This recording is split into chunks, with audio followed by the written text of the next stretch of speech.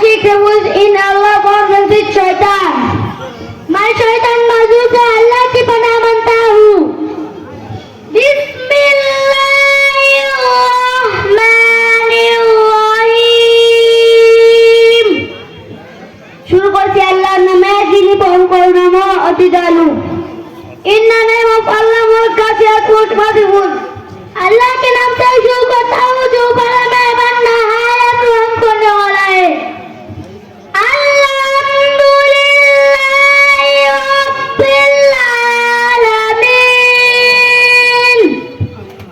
সমস্ত প্রশংসা আল্লাহর জন্য যিনি সমস্ত জগৎ সময়ের পালনকর্তা। ব্যতীত আল্লাহ যার শরণ চেষ্টিন অতল নামান তালিম আল্লাহ के लिए जो तमाम महलूकात तलबे अर्रहमानिर्रहीम। যিনি নিতান্ত মেহেরবান অতি দয়ালু मोहम्मद गाजियात मोहम्मद मजबूर जो बड़ा मेहरबान रहम करने वाला है। मालिक यौमिद्दीन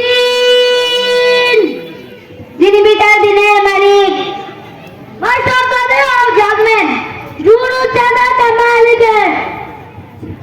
ইয়্যাকা না'বুদু ওয়া ইয়্যাকা নাস্তাঈন। আমরা একমাত্র তোমার ইবাদত করি এবং একমাত্র তোমার নিকট সাহায্য প্রার্থনা করি। Did you worship anything I worship? हम तेरी इबादत करते हैं और तुम्हें समझना चाहते हैं। इहदिना सिरातल मुस्तकीम।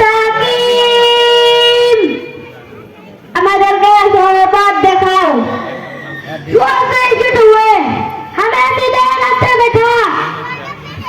सिरातल लज़ीना अनअमता अलैहिम।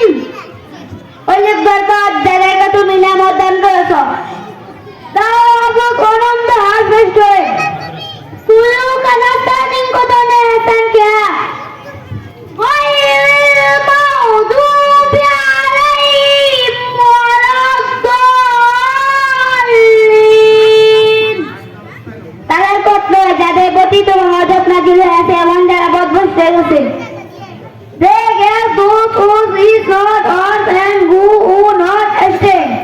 कुल्लू करातने जिन पर तेरी गजब नाज़िल हुई और गुमराह हो गई।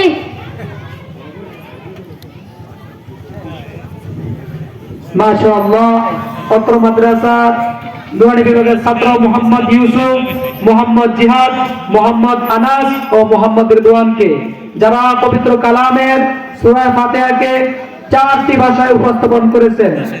এক নম্বর ভাষা আরবি ভাষা এবং ইংলিশ ভাষা এবং উর্দু ভাষা অর্থাৎ হিন্দি ভাষা এবং বাংলা ভাষায় চারটি ভাষায় আমাদের সূরা ফাতিহার উপস্থাপন অর্থ সহ উপস্থাপন করেছেন। আপনারা সকলে বলি মারহাবা। আচ্ছা বলেন, এই যে দেখেন আমরা মনে করি যে মাদ্রাসায় মনে হয় শুধু আরবি পড়ানো হয়।